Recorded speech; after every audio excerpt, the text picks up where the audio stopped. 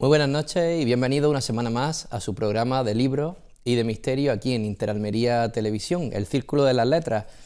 Hoy siempre digo lo mismo, todas las semanas tenemos un programa muy especial, pero hoy lo van a entender porque tiene muchos mensajes, algunos totalmente subliminales. Buenas noches, Raquel. Hola, buenas noches. Oye, ¿qué tal por Frankfurt? Que no me has contado nada. Muy bien, estuvimos en Frankfurt, que tú lo desvelaste la semana pasada. Estuvimos en la feria del libro más importante del mundo, una feria para profesionales de la edición, de la distribución y profesionales también ilustradores.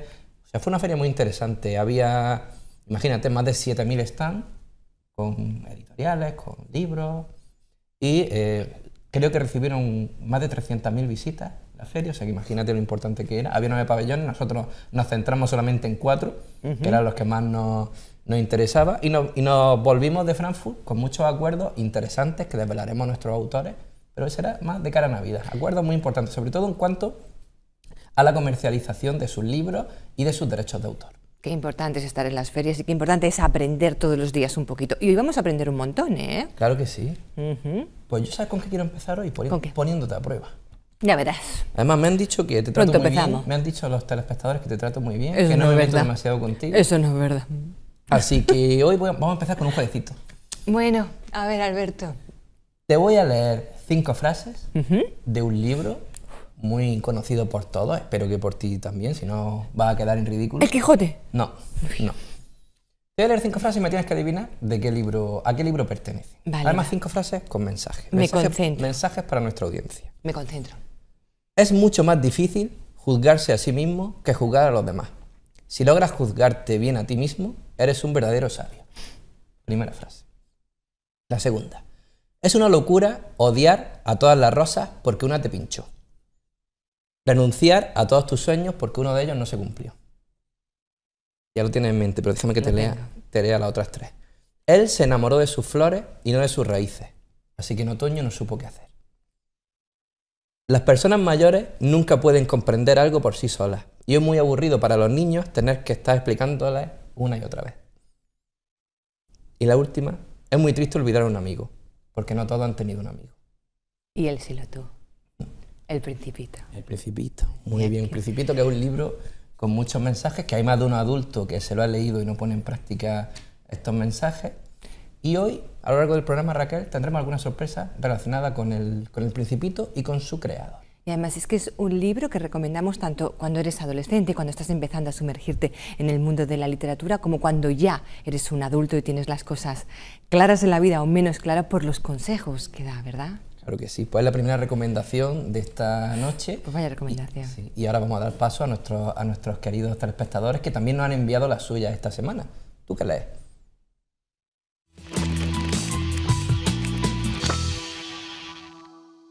Hola amigos de Círculo de las Letras.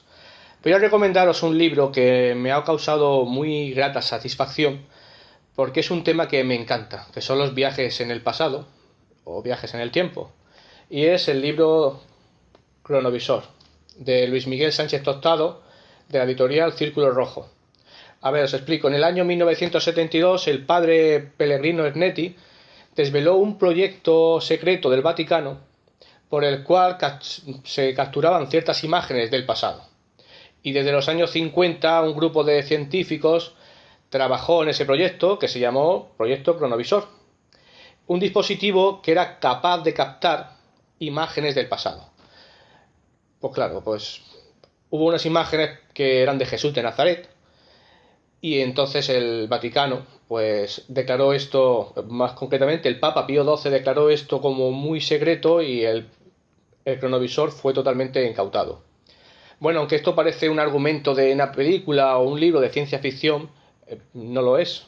Esto fue un caso real, la noticia se difundió internacionalmente y causó un impacto tremendo en la sociedad, pero ¿es posible viajar por el tiempo? ¿Qué hay detrás de este proyecto secreto y qué misterio se esconde esta historia? Bueno, pues el historiador y criminólogo Luis Miguel Sánchez Tostado, que hace unos meses estuvo presentando precisamente este libro en el Museo Arqueológico de Almería, pues nos adentra en... Los primeros temas va sobre todos los viajes en el tiempo de la que la literatura y el cine nos ha ofrecido que son maravillosos y está explicado de una manera fantástica, y sobre todo es un ensayo de investigación tremendo para analizar las verdaderas intenciones que la Curia Vaticana tuvo en este caso tan mediático. Así que este es mi libro recomendado, Cronovisor, de Luis Miguel Sánchez Tostado, editorial Círculo Rojo. Chao, amigos. Lo que más me gustó del libro, aparte de haber leído la primera parte y por supuestísimo que ya me enganchó un montón, fue el contenido. El principal contenido es el tema educativo, enfocado para un público juvenil, pero también muchísimo mensaje para los adultos. Por eso se recomienda a todos los públicos que lo lean. Trata el tema educativo principalmente, pero también tiene un poquito de historia, de inglés, trata las relaciones personales, entonces es súper interesante. El único problema que le encuentro es que la continuación no está escrita. Hola, soy Salva de Catarroja y quería recomendaros un libro, El Testamento Maya, de Steve Alten. En este libro podéis encontrar, tiene varios ingredientes, tiene ingrediente histórico, ingrediente épico e incluso ciencia ficción. Con lo cual te va a sorprender mucho, la introducción te va a enganchar un montón, porque ofrece datos muy reales y muy sorprendentes. Luego el argumento ya te voy a contar y el desenlace menos aún. Es una trilogía, este es el primero de 3 libros y te recomiendo muchísimo este libro. Me lo he leído 3 o 4 veces. Un saludo. Hola, me llamo Noelia, soy de Valencia y mi recomendación es La Almería extraña, escrita por Alberto Cerezuela. Si quieres descubrir la Almería más misteriosa, te recomiendo encarecidamente que lo leas. Un saludo. Raquel, ¿te has dado cuenta que, en primer lugar, que hay una chica que ha mandado un vídeo que tiene muy buen gusto literario? Sí, es lo que iba a decir. Sí. Me suena un poco ese autor, ¿no? Bueno. Algo me suena, sí. El libro no está mal. No está mal. Y el autor es muy simpático. Tiene varios más, ¿eh? Sí. Todos son muy chulos. Pero se pone ya pesado con los misterios. Anda, no digas eso. Y también has visto, tanto en esta chica como en el otro chico anterior, que nos ven desde fuera de Almería, nos ven a través de Internet. Es que Internet, vamos, estamos llegando al fin del mundo. Pues, recomendaciones muy interesantes. Sí, y después animamos a más gente, Claro, a que sí, lo haga ¿verdad? todas las semanas, ¿eh? Siempre, hoy me he traído el Claro. móvil para que vea la gente cómo se hace, así, en horizontal. El vídeo se lo graban ustedes en horizontal, porque luego en vertical queda un poquito regular. Ahora todo el mundo ha visto lo bonita que es Exactamente. tu carátula, Mi carátula, pues de astronauta. mi carátula no puede ser de otra cosa que de naves espaciales, un astronauta, pero bueno. Te falta un librillo ahí. Sí, para la siguiente, tengo más carátulas, la iremos. Bueno, ¿dónde pueden mandar los vídeos? Info, un correo electrónico, info@editorialcirculorrojo.com. Ahí nos mandan su archivo en vídeo y lo iremos poniendo como estamos haciendo cada semana. Que da igual la temática, ¿eh? Da Y da igual que sea más infantil, más de adolescentes, da igual la temática. Lo importante es que todo el mundo recomiende un libro que por una razón o por otra considere importante compartirlo con todo el mundo. Como también consideramos importante compartir, Raquel, es el siguiente libro del que vamos a hablar hoy. Pero para eso tenemos que dar paso a nuestro invitado, que es el protagonista de la siguiente sección, el escritor del círculo.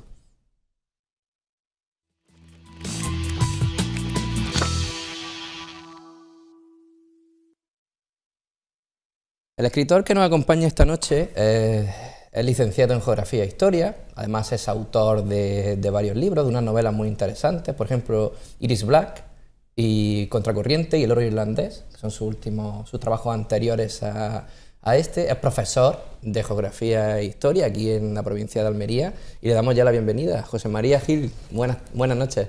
Hola, buenas noches. A estas horas ya no se sabe, ¿verdad? Sí, buenas noches. Buenas noches. Bueno, Y con la lluvia de hoy, como estamos todos... Los granizos. hemos visto lluvia, hemos visto granizo y los que empezamos a trabajar a las 8, lógicamente a las 9 Ya ya han estamos... pasado 13 horas. Pero muy contento de estar aquí con vosotros. Empiezas a trabajar a las 8 porque eres profesor en un instituto de aquí de la capital, Sí, ¿verdad? sí, a las 8 de la mañana. A las 8 ya los niños No a las firmes. 8 y 5, a las 8. Muy bien. Y hoy nos viene a presentar, José María, un libro que yo quiero que tú seas el primero que lo defina, porque es un diccionario de geografía urbana y ordenación del territorio desde nuestra querida Almería. Desde Almería. Desde Hay que puntualizarlo desde Desde Almería. Almería. Efectivamente, es una obra que nos ha costado a mi hermana María del Mar y a mí 5 años. 5 años son muchos años para escribir una obra. Y tú sabes, Alberto, mejor que nadie, que las fotografías que aparecen ahí son el 9% de las De lo que había. de las que había. Es decir, hemos tenido el final de la época de los recortes y hemos tenido que recortar porque si no hubiera sido una obra ingente y se escaparía a nuestras posibilidades. La idea es que la geografía urbana es una de las grandes desconocidas, en general la geografía, pero la urbana también, porque es una materia en la que hay varias ramas que se dedican al urbanismo.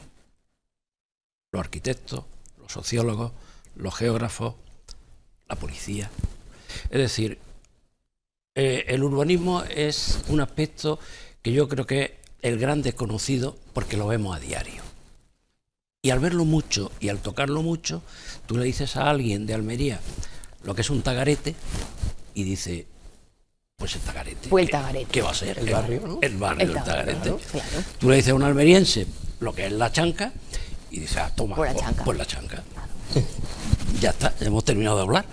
Y entonces yo creo que en ese sentido, la idea que tuvimos hace ya 5 años, o quizás 6, es comparar muchos aspectos urbanísticos, modelos, incluso de gestión urbanística que tenemos en Almería, y que nos lo hemos ido encontrando por ahí, por los 5 continentes, y la idea era intentar poner una foto de un objetivo, aunque fuera acera, de Almería, y otra de Buenos Aires o de Tokio, o del pueblo de la esquina, porque también hemos intentado que ese desde Almería fuera desde la provincia de Almería, ya que bueno, tenemos algún concepto urbanístico, no mucho, pero algunos tenemos en la provincia de Almería, porque tendríamos que irnos a definir lo que es una ciudad y seguramente no tendríamos tiempo, pero en Almería tenemos algunas cosillas que yo creo que son muy desconocidas para el gran público, incluso los que llevamos muchos años viviendo en Almería. Claro, ahora la gran pregunta es, ¿qué es el tagarete? Porque nos has dejado... Ah, bueno, ¡hombre! Yo creo que tampoco hay que decir todos los conceptos que tenemos, porque para eso está el libro, claro. Bueno, pero alguno... Hay que comprarlo, muy bien. Hay que comprarlo. Pero alguno para incentivar a la gente a leer. Para incentivar a la gente... Claro, ¿qué es el tagarete, hombre? Bueno, pues el tagarete, aparte de ser un barrio popular y populoso de Almería, es un arroyo, es una especie de riachuelo que se ha utilizado desde finales de la Edad Media para lavar los tejidos. Esos tejidos que no tenían tintes, sino que eran tintes naturales. Tú querías hacer un tejido amarillo, pues le tenía que dar con zanahoria. Y si quería coger un tejido burdeo, moraillo, tal cual, pues estaba la remolacha. Y estaban, es decir, y las mezclas, por supuesto. Entonces, claro, todas esas piezas de textiles había que lavarlas luego. ¿Dónde había que lavarlas? Pues donde hubiera un cauce. No era muy ecológico, estoy hablando de finales de la Edad Media. Es decir, los conceptos y el tiempo, como ha dicho este señor antes, con los viajes en el tiempo, hay que tener en cuenta que estamos hablando, pues seguramente del siglo XIV-XV. Entonces, un arroyo, un cauce que pasara por allí, podría ser el principio de un pequeño asentamiento en donde los pañeros, los que luego serán los profesionales del textil, se van agrupando en plan gremio y puede aparecer una especie de barriada, que podría ser Tagarete. el concepto más parecido a lo que es un tagarete, una barriada. Pues yo, José María, ya que te has lanzado, yo voy a barrer un poquito para mi tierra, que es también la tierra de Raquel, para el ejido, porque he visto la palabra ejido dentro de este diccionario. Sí. ¿Eso por qué? Bueno, en primer lugar porque nosotros en Almería tenemos un ejido con J. Sí. Con J. No olvidéis que hay un ejido también con G. Con G, exacto. Pero en el fondo son transcripciones que al gran público supongo que tampoco le importa demasiado la fonética, pero un ejido no es ni más ni menos que una era. Es decir, una era tiene su origen seguramente también hace varios siglos y entonces los cereales se trillan. Pero esa era es comunal. El ejido tiene la particularidad de que es una era comunal, es decir, de una parte determinada de un pueblo, de una aldea, de una villa, y entonces como el territorio es común, pues es como una especie de de centro vecinal, donde los vecinos van a trillar su grano, su cebada, su trigo, su mijo. Por eso tenemos un gran ejido. Un gran elegido. Muy grande elegido. Que también lo hay en Málaga. Sí, tenemos ejidos hay, bueno, sería casi imposible, pero en Castilla, el cereal, tierra de campo, tierra del vino, tierra de tal, pues allí donde haya cereales hay ejidos, hay eras, privadas, públicas, comunales, parroquiales, municipales, estatales, es lo de menos, pero hay ejidos con un nombre o con otro. ¿Y hay Adras? Porque Adra también está aquí. Adras. Adras, yo soy de Almería, después de muchos años, en un viaje en Florencia, me encontré en plena capital de la Toscana, me encuentro un Adra. Y yo digo, Dios bendito, si yo soy de Almería. Y entonces me investigo allí una chispita, pero poco, y me doy cuenta de que todas las señales de tráfico en aquel barrio, o barriada de Florencia, debajo del jardín de Miguel Ángel, están con señales de tráfico y motivo pesquero. Pesquero, todas. Stop, dirección obligatoria, dirección tal. Entonces, claro, te das cuenta y dices tú, Adra, ¿esto qué demonios es? Un adritano que se ha ido para allá y ha colocado ahí. Pues no, los adritanos se pueden ir para allá, pero va a ser que no. Va a ser que no, ¿no? Simple y llanamente, de alguna manera, y que me perdonen los puristas, algo parecido al tagarete. Es decir, es una aglomeración de personas del mismo gremio, del mismo trabajo, que se juntan y dicen, bueno, vamos a hacer una especie de barrio dentro del barrio, o un subbarrio. Y ese subbarrio, por decirlo de alguna manera, es Adra. Con lo cual, en esta zona del río Arno, en Florencia, pues antiguamente los pescadores se juntaban, hacían piña, hacían una especie de gremio y defendían sus intereses, lo cual siempre es muy interesante. Uno de los atractivos de este libro, además de, por supuesto, las definiciones y todas esas palabras que engloba, son las fotos, porque has tenido la suerte o el privilegio de que uno de los fotógrafos más importantes del mundo colabore contigo. Por supuesto, yo a Domingo Leiva. Domingo Leiva, por supuesto, a Domingo Leiva siempre le estoy agradecido porque nos ha cedido una enorme cantidad, todas las que hemos querido, y más, lo que pasa es que no había espacio material, como hemos dicho antes, para que desde nuestro paisanaje almeriense, de Alhama, y desde nuestro cariño y desde nuestra edad, igual, pues podamos aportar nuestro granito de arena desde el punto de vista de lo que es, como tú has dicho, uno de los mejores fotógrafos del mundo, enseñarle a los almerienses primero y al resto de posibles lectores después la gran riqueza que tiene nuestra tierra. ¿Cómo se hace este trabajo? Porque estamos hablando de definiciones, estamos hablando de ir palabra por palabra seleccionando. ¿Cómo se hace? ¿Se sientan ustedes y dicen, ¿por qué la primera palabra va a ser, no sé exactamente, abadengo y la última, ¿por qué? ¿Cómo se decide? Básicamente es eliminar. Esto es, y perdonad, la comparación como cuando Miguel Ángel Buonarroti decía que la piedad estaba ahí, lo único que hizo él fue quitar trozos de mármol, ¿no? Los ejemplos están ahí. Lo único que hemos hecho nosotros ha sido eliminar. Algunos nos ha costado mucho trabajo quitarlos, claro. Pero claro, la razón del espacio, la razón de, ¿por qué no decirlo?, del precio, es incuestionable. Esto solo se hace viajando, se hace abriendo los ojos. Es decir, hay dos formas de viajar. Yo siempre se lo digo a mis alumnos.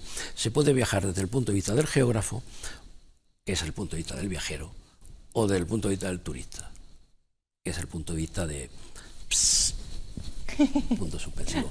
Yo suelo, o quiero, o pretendo viajar desde el punto de vista del viajero, del geógrafo, del que describe la tierra que ve. Entonces, cuando tú describes la tierra que ve, no puedes permanecer impasible, pues a que hoy ha granizado en Almería. Eso el desde. Claro. El desde tan importante. Claro, entonces tú puedes estar en Massachusetts, como has dicho antes, y ver la ría de Boston desde dos puntos de vista, desde mañana no sé lo que he visto ni dónde he estado, porque todas las rías son iguales, o todos los museos son iguales, o todas las calles son iguales, en fin, es una cosa, ¿no?, que se oye por ahí, o desde el punto de vista de la singularidad de cada zona que ves. Nosotros intentamos ver desde la singularidad, es decir, no hay dos puentes iguales. No hay dos exedras, hemos puesto un ejemplo de exedra, una semiesférica y otra en ángulo recto en la Rambla de Almería, con un banquito para sentarse los chavales, sobre todo porque está en zona estudiantil, y decimos, tenemos una exedra en ángulo recto en la Rambla y tenemos una exedra en semiesférica. Pues vamos a decirle, vamos a sentarnos aquí, porque tenemos cosas que no sabemos que las tenemos. Claro, los funículos. Claro. Tenemos una gran cantidad de decoración en la zona de la Almedina, la zona de García Lic, de la zona de las casas típicas de Almería, cuyas esquinas, cuyos vértices arquitectónicos están adornados con funículos. Yo puedo pasar mil veces por la calle Zaragoza, en pleno centro de Almería, y no verlo, y no ver un funículo. Y hay 4 en la calle Zaragoza, la calle Minero. Y entonces, claro, hay formas de ver las cosas. Si yo voy en plan turista a lo que me dicen, pues evidentemente voy a ver lo que el guía de turno me dice. Y sobre todo, voy a ver con los ojos del guía. A mí me gusta ver con los míos. Creo que después de todo esto, Raquel, tenemos que ir a la calle Zaragoza. Eso es lo primero, y ver los 4 que hay. Sí. Y todo el mundo que por favor compre este libro, Diccionario de Geografía Urbana y Ordenación del Territorio desde Almería. Creo que es un libro muy interesante para todo almeriense que quiera conocer y sorprenderse con nuestra tierra. Y aprender. Aprender, por supuesto. Un libro recién salido del horno, que empezará a hacer ruido ya de cara a la Navidad, un regalo estupendo. ¿Puedo contar una anécdota que me pasó hace 3 días? ¿Qué te pasó? Aeropuerto de Palma de Mallorca. Yo venía para Almería, una columna de fuego, Ken Follett. No Javier María, sino Julián María. Y en medio hice la foto, por supuesto. El libro. El diccionario. Yo venía solo, volví a casa después de ir a ver a mi hija y me encontré. ¡Ay, qué alegría! Eso Aeropuerto de Palma de Mallorca, es decir, el de Almería todavía, ¿no? No, bueno, poco a poco. Están las fotos de Domingo Leiva, da igual, pero el de Palma. Pues hice Palma. Pues eso, yo se lo digo muchas veces a los escritores, es lo más importante de todo este camino. Te va a quedar siempre con una cosilla así, decir, ¡ay! Está ahí el diccionario. José María, muchas gracias por haber estado esta noche aquí en los estudios de Interalmería y mucha suerte con el libro, que sé que la vas a tener. Muchísimas gracias. Y nosotros, Raquel, pues aunque tenemos ganas de seguir conociendo libros y hablar con nuestros invitados, hay que pasar a publicidad. Vamos a publicidad.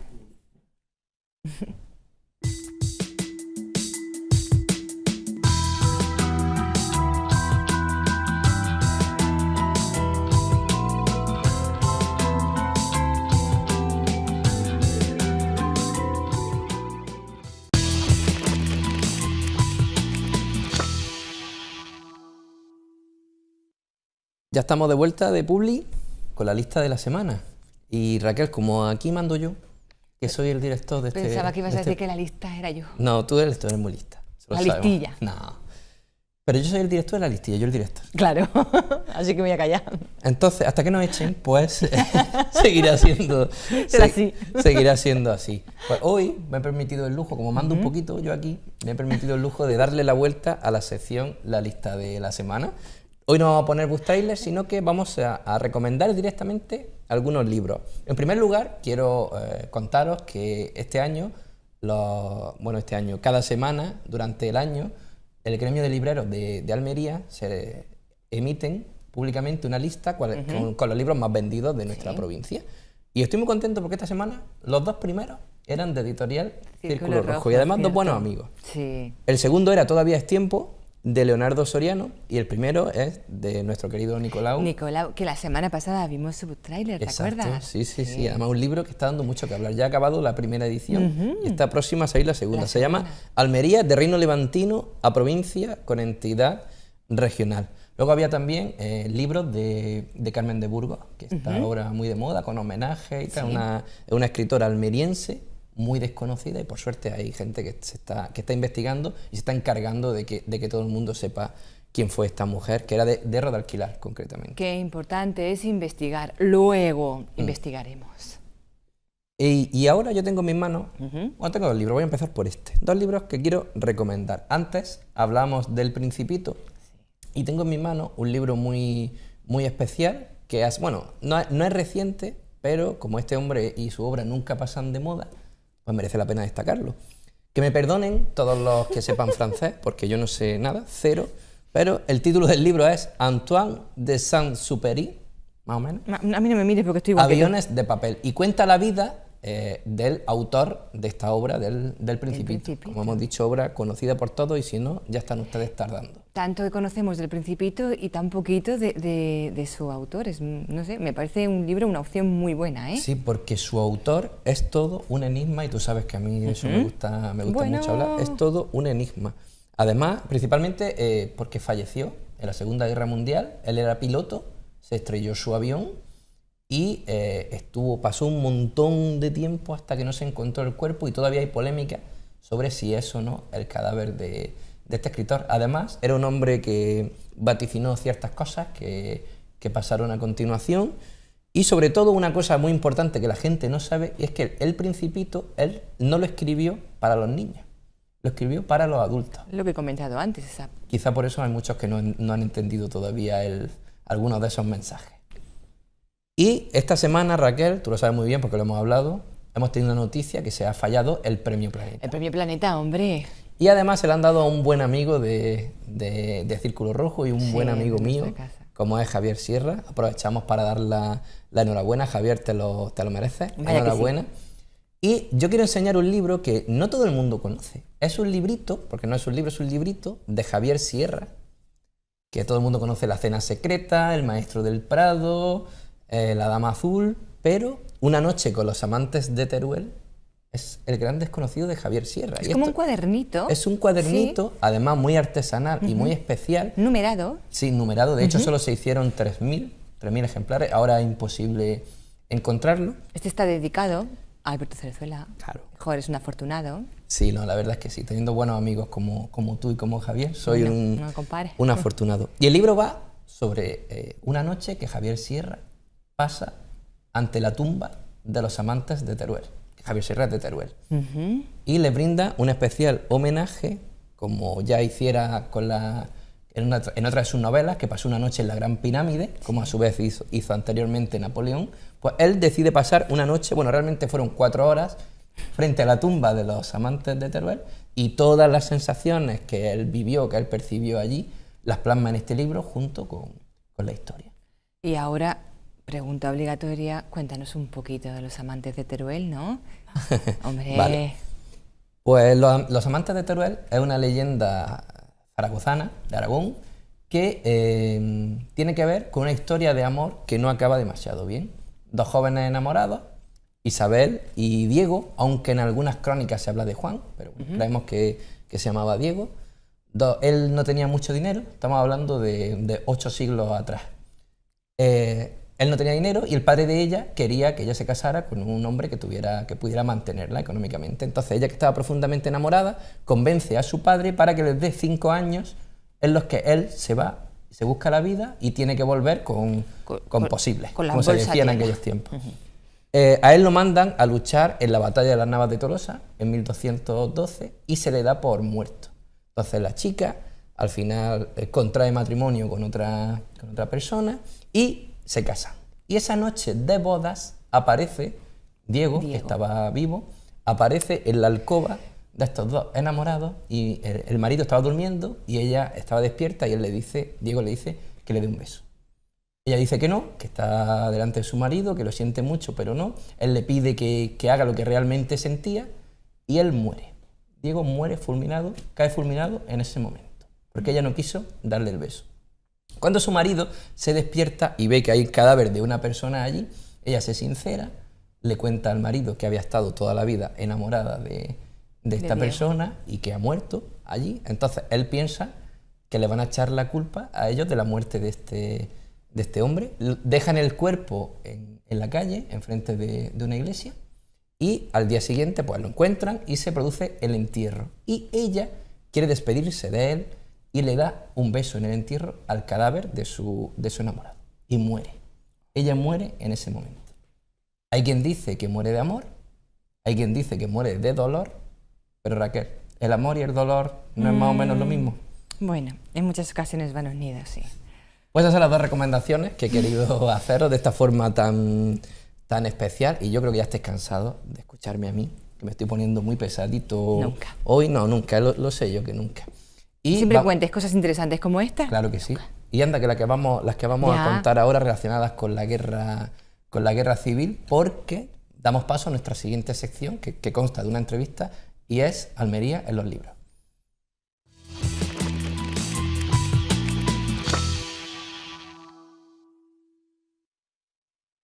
Pues nuestro protagonista, que ya está aquí acompañándonos, no es otro que Fran Martín, un además amigo, escritor, ha publicado muchos libros, algunos de ellos con Círculo Rojo. Él es profesor de Geografía e Historia, también en un instituto de la provincia de Almería, ha pasado por varios, ha escrito, como he dicho, algunos libros, especialmente tiene mucho apego a su tierra, ha escrito sobre la población de Berja, porque él es virgitano, y Raquel, tienes en tus manos una obra que a mí me parece espectacular, Madre, anoche en las trincheras, y a mi derecha su autor, Fran Martín. Muy buenas noches. Buenas noches, Alberto. Buenas noches, Raquel.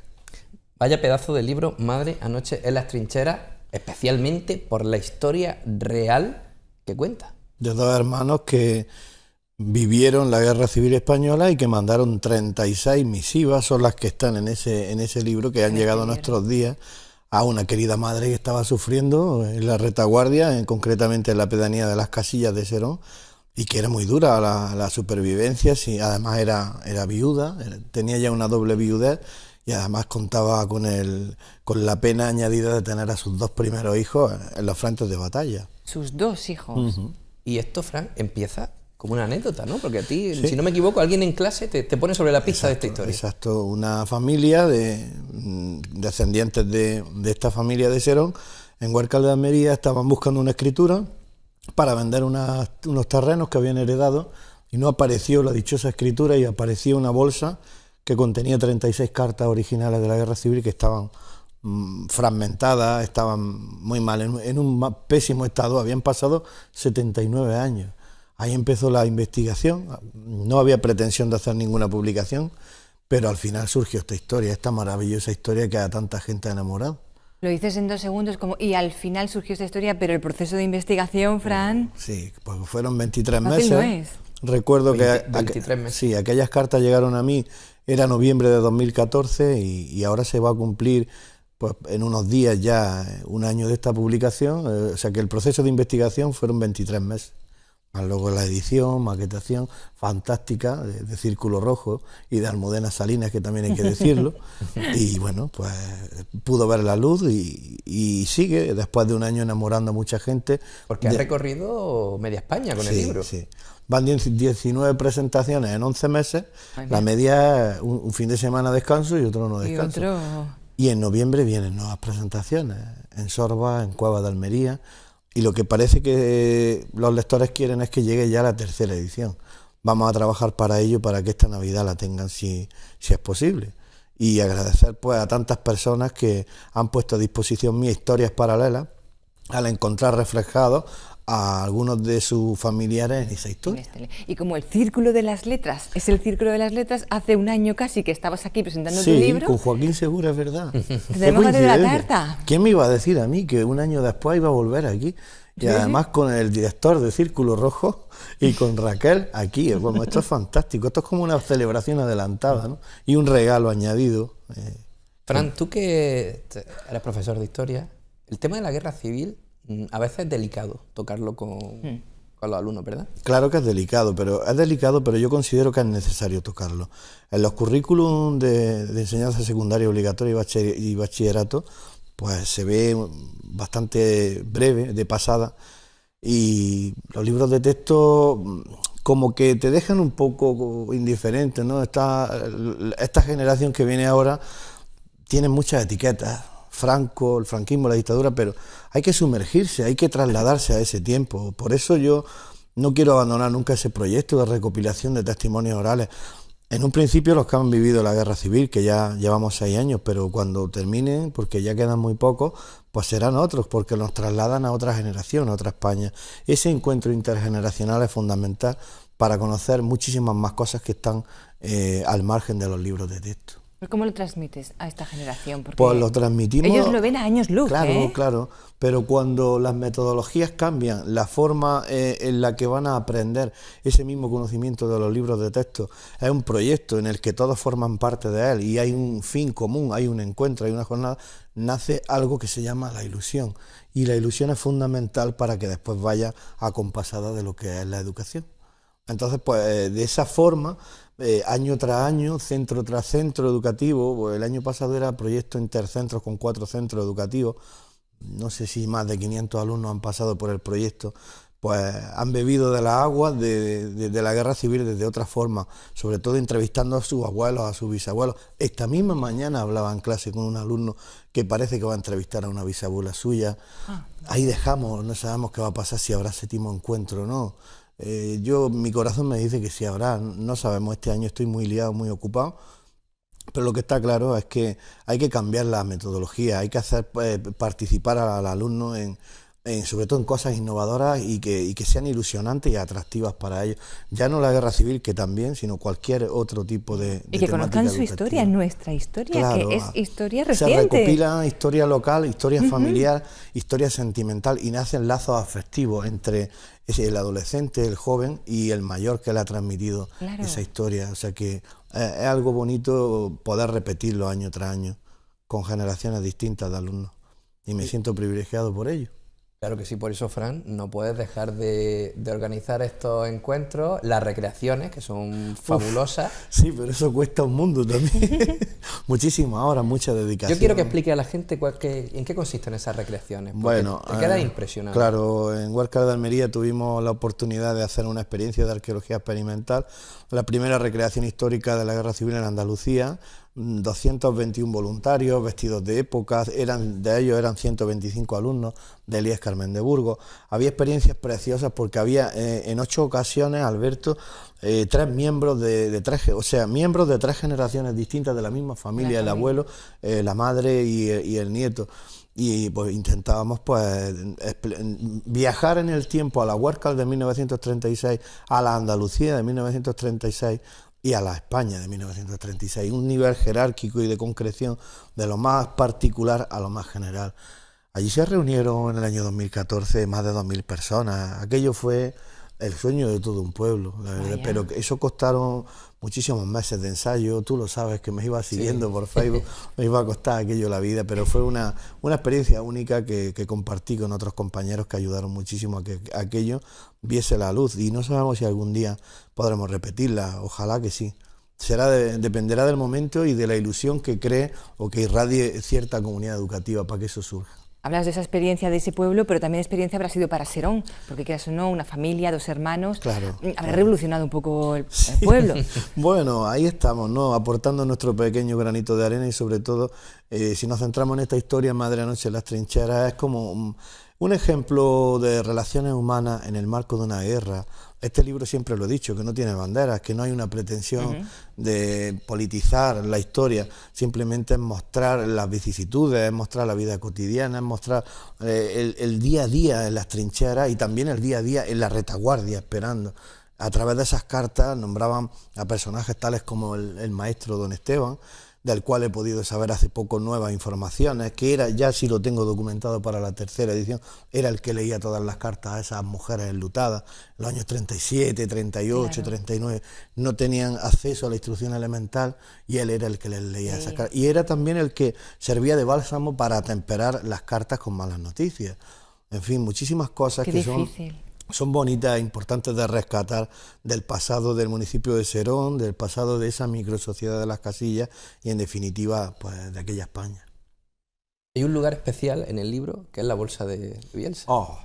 La Bolsa de Bielsa, uno de los hermanos acabó allí embolsado, Miguel Corral Martínez, y bueno, hemos vivido una experiencia preciosa cuando en junio pudimos rendir memoria y a la vez hacer historia a la figura de Miguel Corral Martínez allí donde estuvo embolsado con la gente en Bielsa. Fue emocionante, vino mucha gente en el Pirineo hasta de Francia y aquello fue una experiencia única que yo recomiendo para todos los que quieran disfrutar, y este año no me la voy a perder por nada del mundo. Hemos hecho muchísimos lazos con la gente del Alto Aragón. Das pie, has comentado antes que gracias a este libro se te han acercado personas para contarte otras historias. Das pie a crear más. ¿Significa, Fran, que continuará este trabajo de investigación? Claro, claro, sí, porque sobre todo a la hora de salir por Almería, no tanto también en las redes, ¿no? Las redes son fundamentales para la comunicación instantánea, pero el sacar la obra de Almería ha hecho que llegue a muchísimos seroneros que están fuera de Almería, que están en Madrid, que están en Barcelona, que están en Granollers, que están fuera de España, y que al leer la obra, como las cartas, tenían una gran humanidad, esas 60 personas de las Casillas, y no se despiden de su madre, se despiden de su madre, se despiden de la tía Ventera, del tío Chavo, de la prima Nica, del pues muchos han dicho, oye, que este que se menciona era mi padre, que este era mi tío, que este era el padrino que me bautizó, que tengo más información, e incluso ya lo que es trascendental de cara a la tercera edición, más información de la protagonista, la gran protagonista de la historia, de que es esa madre, Carmen Martínez Cano. Hay nueva información documentada para conocer un poco más a fondo la historia de lo que fue de esta madre. No quiero desvelar el final, porque no lo hacemos nunca. Para eso estamos preparando ya la tercera edición, que algo contará. Algo haremos.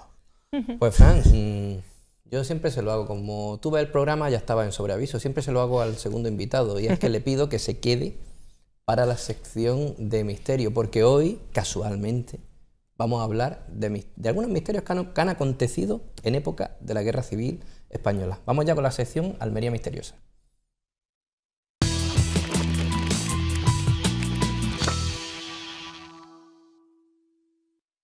Pues Fran, como te decía, quiero contar con tu ayuda para hablar de algunos misterios relacionados con la Guerra Civil, y yo creo que para todos los amantes del misterio que nos esté viendo se nos viene a la cabeza un lugar, además curiosamente de Aragón, que esta noche estamos con Javier Sierra y los amantes de Teruel, estamos visitando mucho esa comunidad autónoma, y ese lugar es Belchite, la batalla de Belchite, un lugar marcado por la tragedia, porque ocurrió, bueno, ahora nos lo cantarás tú, Fran, si quieres, una de las batallas más importantes de la Guerra Civil, y porque allí, relacionado parece ser con esta batalla, ocurren fenómenos extraños. Eso parece, sí. Si queréis, si os parece, nos situamos en contexto. A finales de septiembre de 1937, perdón, a finales de agosto, finales de agosto, principios de septiembre del 37, el ejército sublevado estaba tomando la campaña del norte y la República lanza una operación de despiste sobre Zaragoza. El ejército del este republicano intenta, pues a través de una serie de ofensivas, llegar y tomar la ciudad de Zaragoza. Eso no va a ocurrir nunca, pero se van a enquistar en Belchite alrededor de 80.000 soldados, aviones republicanos, y a sangre y fuego acabaron tomando las casas, casa por casa, ante una lluvia de bombas brutal. Los testimonios que todavía quedan con vida hablan de unas atrocidades tremendas, y parece que ha quedado cierta sinergia de aquella desgracia tan tremenda que ocurrió en Belchite. Franco, ganador de la guerra, dejó ese pueblo como un vestigio de lo que le había costado ganar la batalla a la República, ¿no? La guerra civil a la sazón. Ese es un poco el marco histórico previo, ¿no? Y ese pueblo, Belchite, el pueblo original, el que fue bombardeado en esta batalla, permanece en ruinas. Le voy a pedir a los compañeros que pongan un par de imágenes que tenemos para que nuestros televidentes se sitúen. Y yo tuve la oportunidad hace 3 veranos de estar por esa zona y de visitar Belchite, y la verdad es que impresiona. Hoy, bueno, cuando fui yo no se podía visitar cuando uno quisiera, sino que había rutas que organizaban desde el propio ayuntamiento que no iban relacionadas con el misterio, pero como te decían allí, la mayoría de gente acude a Belchite por las historias relacionadas con el misterio que allí se cuentan. Y todo salta porque en un programa de radio, Raquel, a ti que te gusta mucho la radio, en un programa de radio, si no recuerdo mal, en el año 1987, Carlos Bogdanis, uno de los grandes difusores del misterio aquí en España, puso en su programa unas psicofonías que grabaron dejando estas grabadoras en Belchite, y se escuchaban los sonidos de la guerra civil. Sí. Se escuchaban bombardeos, se escuchaban avionetas.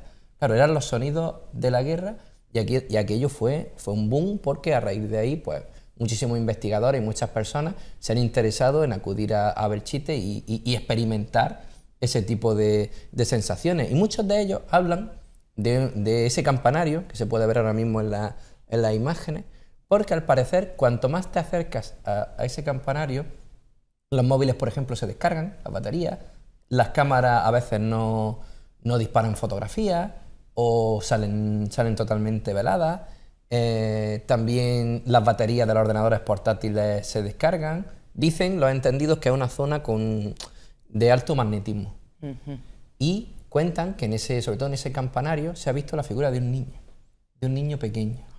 Imagínate la situación, Raquel, de estar por la noche dando un paseo por esa ruina y encontrarte con una aparición. Y hay muchas personas que han vivido experiencias allí, incluso algunos investigadores, que sabes tú que los investigadores a veces tenemos esa pequeña maldición y no vemos nada, pero hay algún investigador, el propio Iker Jiménez y Carmen Porter, en un reportaje que hicieron, vivieron algún que otro sustillo, y también, por ejemplo, nuestro compañero Joaquín Abenza, del Último Peldaño, de Onda Regional Murciana, también estuvo no hace demasiado tiempo y vivió experiencias extrañas.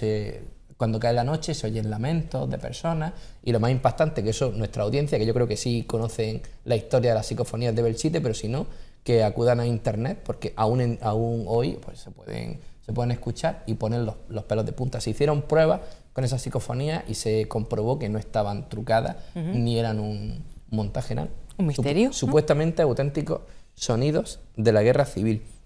Y Fran, tú que has investigado mucho el tema de la guerra civil, por supuesto, pero sobre todo de forma oral, hablando con la gente que vivió en primera persona eso, o con descendientes que pudieran transmitir la historia de sus padres, de sus abuelos.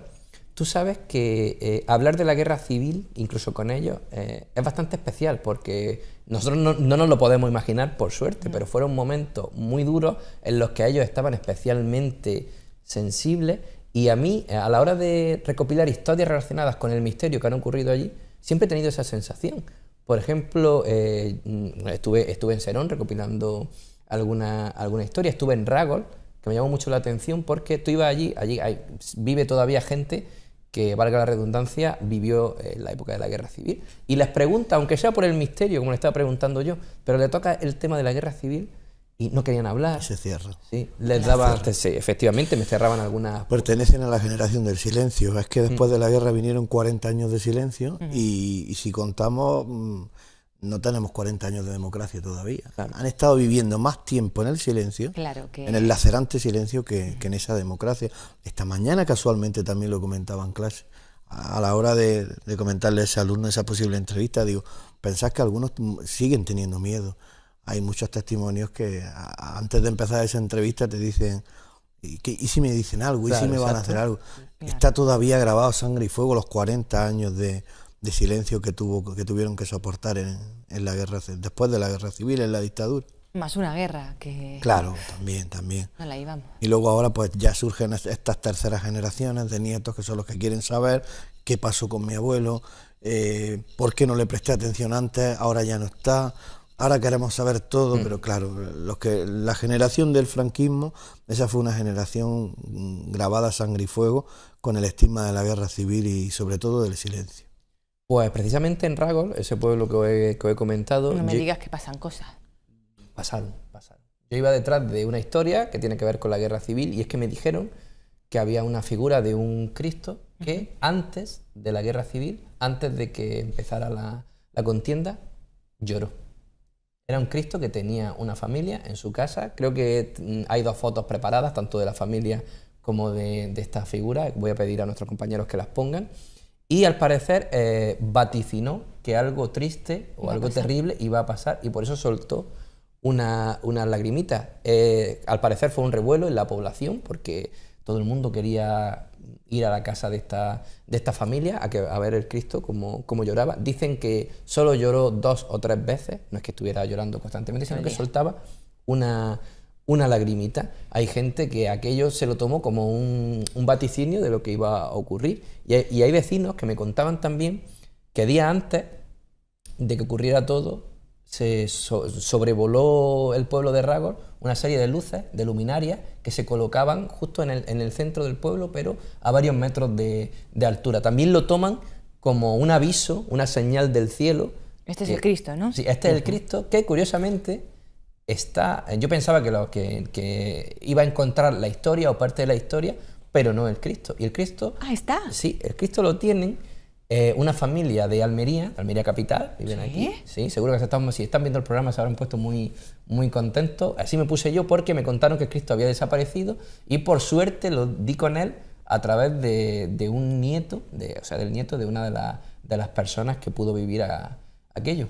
Anda. Y él cuenta pues que conservan el Cristo con mucho cariño, porque le recuerda a sus familiares de Rágor. Y él sí que dice que el Cristo nunca más... Que no ha vuelto a llorar, ¿no? Nunca más. Claro.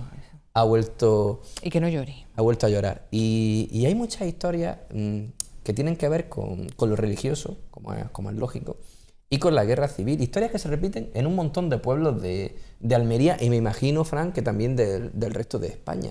Del tipo de... Todos sabemos que, por desgracia, pues muchas iglesias sufrieron daños, se destrozaron figuras.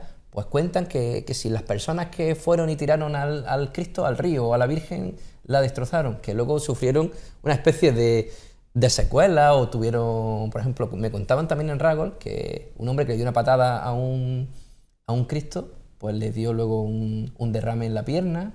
Son cosas que llaman la atención porque se muestra el fervor de, ya nos las creamos o no, o se hayan transmitido de tal forma que seguramente estén distorsionadas. Pero eso significa que aquello fue tan impactante para estas personas y tan interno que da lugar a esta serie de historias. Seguro que, Frank, tú, no relacionadas con el misterio, pero que seguro que has encontrado testimonios que te invitan a pensar en esto. Sí, la verdad que sí. Bueno, echar la mente atrás y siempre surgen muchas cosas. Algo referente y a colación a lo de este Cristo. Hace un par de años en el día de Aguadulce, una chica, una niña de primero de la ESO, me traía una hoja de la voz de Almería con su bisabuelo, que había conservado la Virgen del Mar y que luego había tenido una serie de represalias, que lo iban a detener, que estuvo encarcelado, y que él era el que había salvado un poco a la Virgen del Mar de aquella quema, el fervor de la quema de santos y todas estas cosas que pasaron los primeros meses en la España republicana. Hoy ya nos hemos quedado sin tiempo, pero nos emplazamos, Fran, para otro programa y seguir hablando de esto, porque hay muchos misterios, y sobre todo los relacionados con la guerra civil, que aún hoy no se han difundido. Un honor y un privilegio. Muchísimas gracias. Muchas gracias a ti, Fran, y estaremos expectantes a esa tercera edición de Madre Anoche en las Trincheras, un libro muy, muy recomendable. Y Raquel, pues tú y yo, no te quiero decir adiós porque mañana tempranito nos vemos en el trabajo. Nos vemos, pero bueno, a todas las personas que nos siguen, que la semana que viene estamos aquí otra vez. Un privilegio compartir estos momentos de televisión contigo. Igualmente, siempre. Querida audiencia, nos vemos la semana que viene, el miércoles que viene, aquí, en Interalmería Televisión.